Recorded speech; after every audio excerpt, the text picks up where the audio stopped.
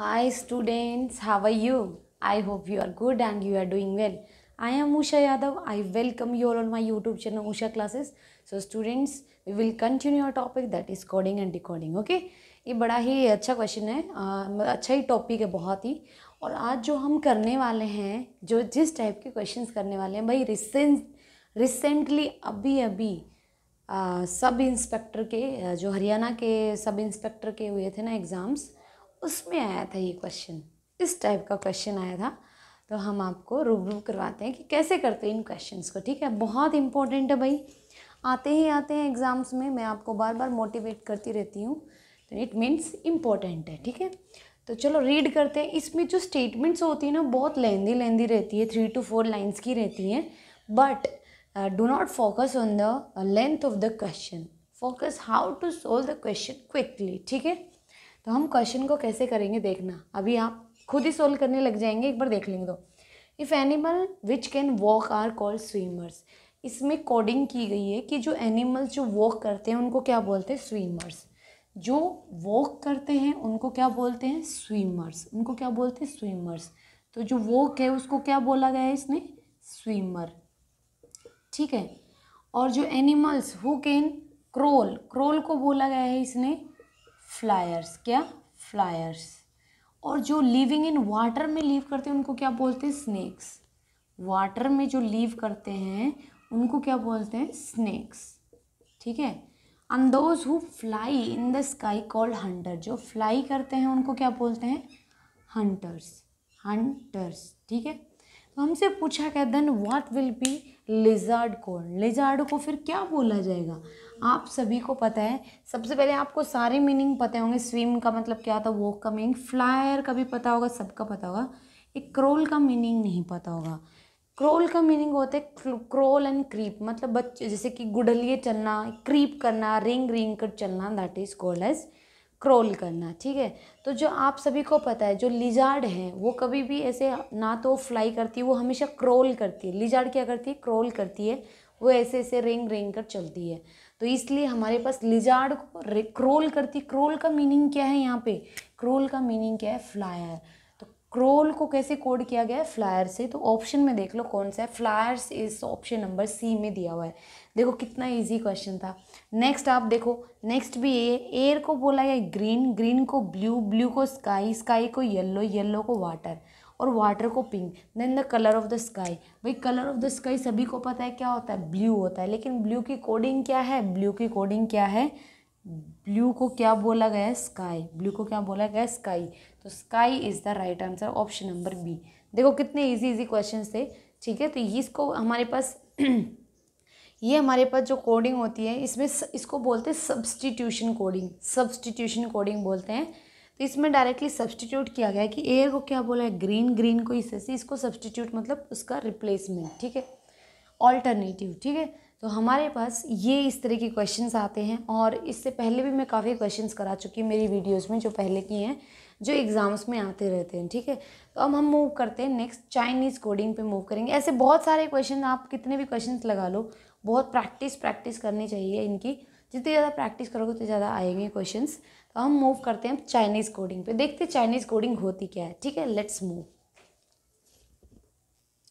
Next question number हमारे पास 11 है, sorry, question number 11 is here. इसमें हमारे पास क्या है, इसमें पूछा गया है कि इन सर्टेन लैंग्वेज, किसी लैंग्वेज में हमारे पास इन सर्टेन लैंग्वेज, 11 नंबर है ना ये, हाँ सॉरी, सर्टेन लैंग्वेज, इसको बोलते हैं चाइनीज़ में कुछ भी लिखा रहता है, वाम टिक फेक फिक कॉन्डेन, it doesn't matter whether we are able to pronounce और नॉट। ठीक है, ये हमारे लिए इंपॉर्टेंट नहीं है, important is how to find the code. ठीक है, तो मोक डेन सिल, इसको बोला गया है नाइस बिग हाउस, इस तरह से बोला गया। हमसे पूछा क्या क्या गया है, उस पर ध्यान जाना चाहिए हमारा। गुड़ का पूछा गया, हाउस का पूछा गया, और सिल किसका कोड है। तो हमारे पास सबसे पहले जो कॉमन कॉमन चीज़ें होती हैं ना, हम उनको निकाल लेते हैं। तो यहाँ पे इस पे ध्यान नहीं देना, जो सिंपल लैंग्वेज में लिखा रहता है इंग्लिश में, उस पर फोकस करो। यहाँ पे क्या क्या कॉमन है, पहली वाली लाइन में नाइस बिग हाउस, हाउस किसी में कॉमन है, यस हाउस कॉमन है, इधर भी कॉमन है। तो हाउस के लिए क्या कोड निकल के आ गया हमारा, जो इनमें कॉमन होगा। इनमें कॉमन क्या है, डेन एंड डेन, डेन है कॉमन, यस। अच्छा नेक्स्ट इस लाइन में इज कॉमन है, इज यहाँ पर है, मैं दूसरे मार्कर से कर देती हूँ ताकि थोड़ा सा आपको डिफ्रेंशिएट कर पाओ। तो इज के लिए हमारे पास कौन सा है, इज के लिए इन दोनों में क्या कॉमन है, फिक है, क्या है, फिक है। बचा क्या यहाँ पे, गुड, तो गुड का क्या कोड निकल के आएगा, जो यहाँ पे बच गया, तो गुड का क्या निकल के आ गया, कौन। तो गुड का कोड क्या हो गया भाई, कौन, क्या हो गया, कौन। बोलो कितना इजी था। अब हमसे पूछा हाउस का क्या है, हाउस का हमने निकाला था, क्या था, डेन, हाउस का क्या था, डेन। सिल किसका कोड है भाई, सिल यहाँ पे दिया हुआ है, लेकिन यहाँ पे दो वर्ड लेफ्ट है, नाइस और बिग, तो सिल के लिए ऐसा आप कंफर्म नहीं बोल सकते क्योंकि यहाँ पे मोक और सिल दोनों ही बचे हुए हैं। तो आप श्योर नहीं है कि सिल के लिए नाइस आएगा या फिर बिग आएगा, दोनों में से कोई भी आ सकता है।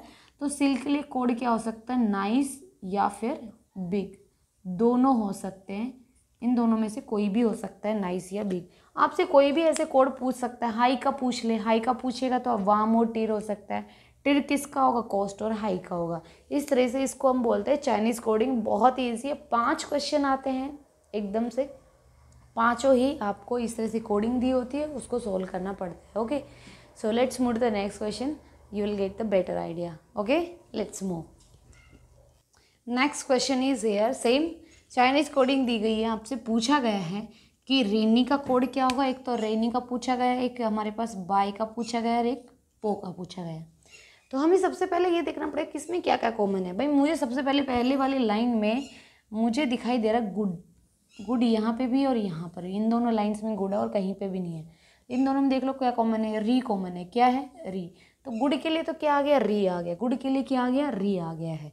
ठीक है, अब हमारे पास नेक्स्ट है डे।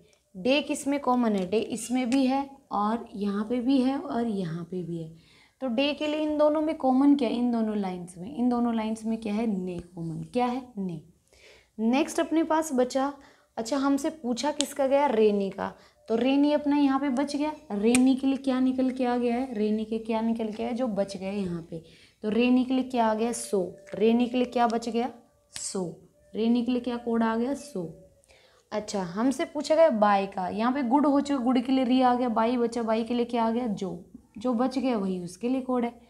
पो के लिए पूछा गया, पो के लिए आप भाई बता नहीं सकते क्योंकि यहाँ पे सी और पो दोनों क्या है, सी और पो दोनों वेकेंट है, अभी इनका कोई कोडिंग नहीं है, कोई फिक्स नहीं है क्योंकि इज और वंडरफुल कहीं पे भी कॉमन नहीं है।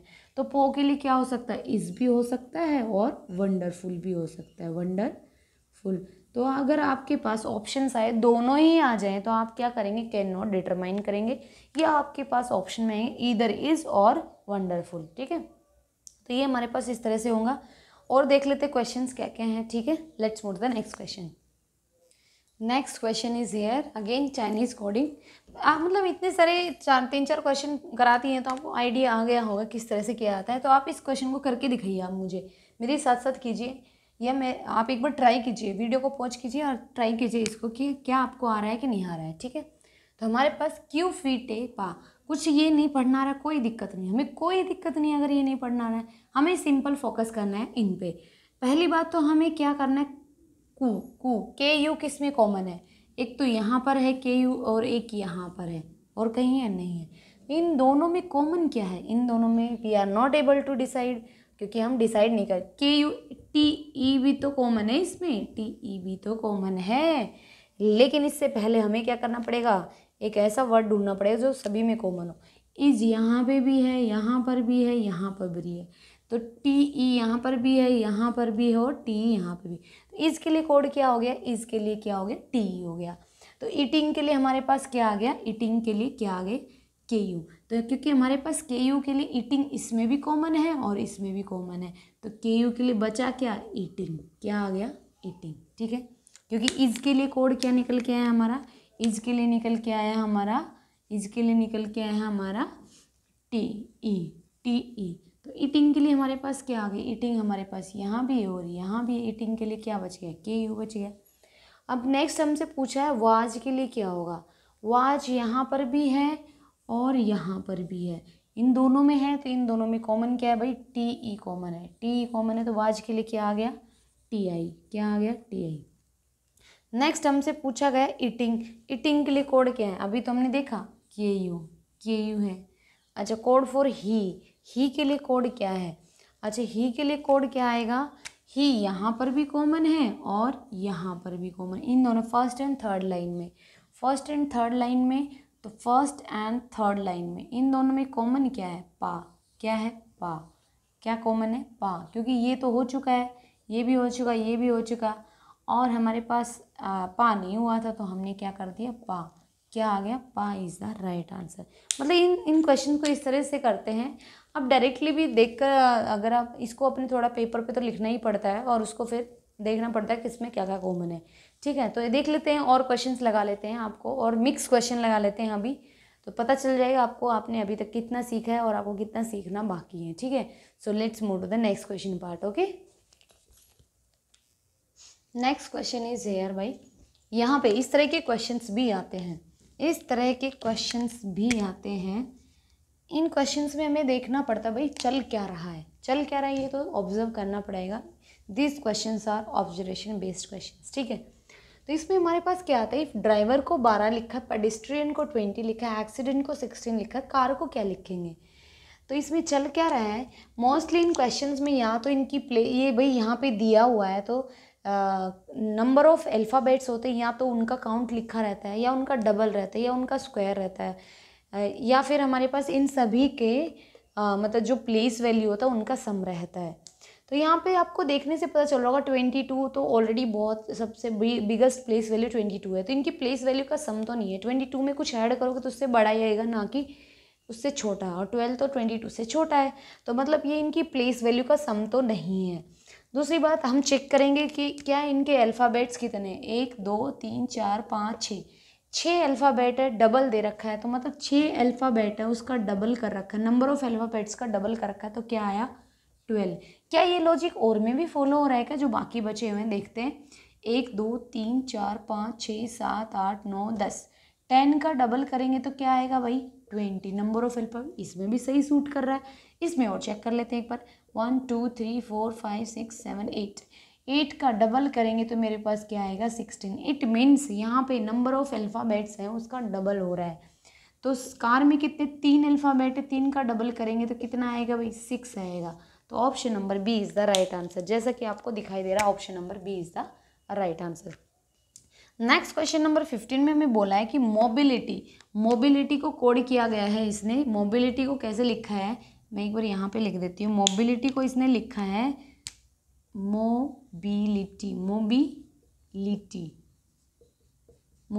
को लिखा है इसने 4 6 2 9 3 9 2 7। तो हमें किसका निकालना है? एग्जामिनेशन का निकालना है। मैं इसको लिख नहीं रही हूँ, यहीं पे सोल्व कर दूंगी। तो इसमें क्या हो रहा है, मेरे पास m की प्लेस वैल्यू एक्चुअल में होती कितनी है? 13, o की कितनी होती है? 15, b की होती है 2, i की होती है 9। तो ये तो एग्जैक्ट है। b की जो प्लेस वैल्यू ऐसे की ऐसे आ गई, 9 की भी ऐसे ही आ गई है, आगे 9 की आ गई है। अच्छा, l की कितनी होती है? 12, i की अगेन 9 होती है, t की कितनी होती है? 20, और y की कितनी होती है? 25। तो आपको यहाँ से साफ साफ देखने से पता चल रहा है कि जो m की प्लेस वैल्यू 13 है, 13 को डिजिट्स हैं 1 और 3, 1 और 3 को ऐड करेंगे तो कितना आएगा? 4। तो इसका मतलब इनकी जो प्लेस वैल्यू है उसकी डिजिट्स का सम किया गया है। 15 में क्या होगा? 1 + 5 6 आ जाएगा, तो b का 2 हो जाएगा, इसमें कुछ भी होता ही नहीं है। l में 1 2 डिजिट्स है, 2 डिजिट्स का सम करेंगे, 1 + 2 3 आ जाएगा, तो ये सेम वही चल रहा है। तो इट मीन्स e की प्लेस वैल्यू होती है 5, x की होती है 20, x y z 24, और a की होती है 1, m की 13, और i की 9, n की 14, a की 1 20 9 15 14, ये हमारे पास है। तो इसका कोड क्या आ जाएगा? e का तो क्या रहेगा? 5 ही रहने वाला है। x का 24 होता है, क्या होता है? 24 होती है प्लेस वैल्यू। 2 + 4 कितना हो जाएगा? 6। a का एज इट इज़ 1 रहने वाला है। m का 13 है तो 1 + 3 4 हो जाएगा। i का 9 सिंगल डिजिट है, n का 14 है तो 1 + 4 कितना हो जाएगा? 5। 5 6 1 4 9 5 आएगा, 5 6 1। एक ही ऑप्शन दिखाई दे रहा है मुझे, ऑप्शन नंबर बी। आगे सोल्व करने की जरूरत ही नहीं है, आगे भी यही चलने वाला है। तो 5 6 option number B is the right answer. इस तरह के क्वेश्चन को ऐसा नहीं है कि आप पूरा सोल्व करते जा रहे हैं। अगर आपको ऑप्शन डिफरेंट दिखाई देते हैं तो थोड़ा सा सोल्व कीजिए, आपको आइडिया आएगा। बाकी ऑप्शन तो एलिमिनेट हो गए ना, ऐसा नहीं कि आप सोल्व करते जा रहे पूरा सोल्व करें फिर बाद में आप टिक कर रहे हैं, तब भी आपको 1 नंबर मिलेगा। और अगर आप यहाँ स्मार्ट अप्रोच देखेंगे तो तब भी आपको 1 मार्क ही आपको इसलिए क्या करना है, 1 मार्क ही मिलना है। आपको हमेशा स्मार्ट अप्रोच को क्या करना है, अडॉप्ट करना है। ओके, तो और देख लेते हैं क्वेश्चंस को। ठीक है, इसी तरह के क्वेश्चंस बड़े इंपॉर्टेंट क्वेश्चन है, देखने में थोड़े से डिफिकल्ट लगते हैं लेकिन बहुत ईजी होते हैं। Let's move. नेक्स्ट क्वेश्चन हमें दिए गए कि ऐट को लिखा गया है भाई, इफ ऐट को लिखा गया 20, बैट को लिखा गया 40, देन कैट को क्या लिखेंगे। बड़ा अच्छा क्वेश्चन है भाई। ऐट को इसने लिखा है क्या, ए, और टी को क्या लिखा है 20, क्या लिखा है 20। कैसे लिखा 20 भाई, ए की प्लेस वैल्यू 1 होती है, टी की कितनी होती है 20, तो 1 × 20, इसको मैं ऐसे नहीं लिख सकती 1 × 20, मतलब इन दोनों की प्लेस वैल्यू को जब मैं मल्टीप्लाई कर दूंगी तो क्या आ जाएगा 1 × 20। अच्छा, क्या ये लॉजिक बैट में भी लग रहा है क्या, बैट का देख लेते, कोई दिक्कत नहीं, BAT, तो 2 1 20, तो 2 × 1 × 20 तो कितना आ जाएगा 40 है। यस ऑफ कोर्स, ये तो सूट कर रहा है, एकदम फिट है ये लॉजिक। तो कैट का क्या हो जाएगा, कैट का क्या हो जाएगा, CAT का कैट का क्या हो जाएगा 3 × 1 × 20, तो 20 × 60 होता है कि नहीं होता है, होता है, तो 60 इज़ द राइट आंसर। कितना इजी था, सिंपल प्लेस वैल्यूज है जितने भी उन सबको मल्टीप्लाई किया गया है, सबको क्या गया है, मल्टीप्लाई किया गया है।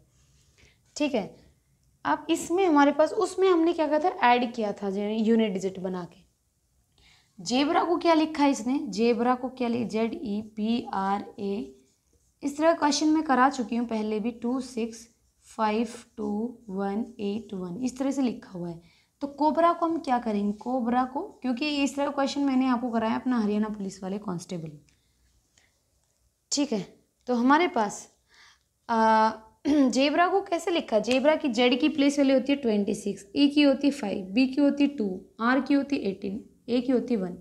अरे ये तो सीधा सीधा लिख दिया है, 26 लिख दिया जेड की, ये तो जेड की प्लेस वैल्यू होगी, ये ई की होगी, ये बी की होगी, ये आर की हो गई है, और ये 1 की होगी है। मतलब जो प्लेस वैल्यू उनको डायरेक्टली लिख दिया गया है। सी की प्लेस वैल्यू कितनी होगी 3, ओ की कितनी होगी 15, बी की कितनी होगी 2, आर की कितनी होगी 18, ए की कितनी होगी 1, 315 21 88 आ जाएगा, 315 21 88, option number B, option number B is the right answer.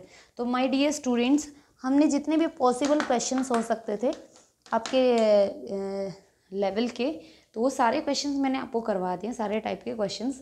तो माय डियर स्टूडेंट्स, इन दोनों वीडियो में आप जितने भी क्वेश्चंस कराए उनकी प्रैक्टिस करना और देखना किस किस टाइप के क्वेश्चंस है। ठीक है, और अगर आपको आज की वीडियो पसंद आई हो तो इस वीडियो को लाइक कर देना और शेयर कर देना। ठीक है, अगर आप हमारे चैनल पर नए जुड़े हैं तो कृपया करके इस चैनल को सब्सक्राइब कर लीजिए, क्योंकि अगर आपको चैनल से लेटेस्ट अपडेट चाहिए तो आपको चैनल सब्सक्राइब करेंगे तभी मिलेगा।